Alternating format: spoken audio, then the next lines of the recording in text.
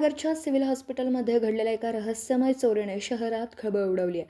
2021 ते 2022 या कालावधीतील MLC OPD आणि एक्स-रे संबंधित जुने रेकॉर्ड बांधून ठेवलेले तब्बल 24 गठ्ठे अचानक गायब झाल्याचं समोर आलं.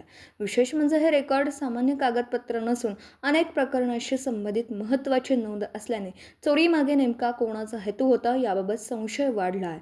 5 जूनच्या सायंकाळपासून 9 जूनच्या सकाळी दरम्यान व्हिडिओ कॉन्फरन्सिंग रूम आणि सिटी स्कॅन विभागाजवळ रेकॉर्ड रूममधून हा प्रकार घडल्याचं उघड झालं. एवढा मोठ्या प्रमाणात रेकॉर्ड गायब झाले तरी कोणालाच कानाकोपऱ्यात खबर लागली नाही. त्यामुळे हा प्रकार पूर्वनियोजित होता का असा प्रश्न उपस्थित होता. दरम्यान तोफखाना पोलिसांनी पुढाकार घेत या प्रकरणाचा तपास वेगाने सुरू केला असून संशयित हालचाली, उपलब्ध पुरावे आणि संबंधित नोंदींची छाननी केली जाते.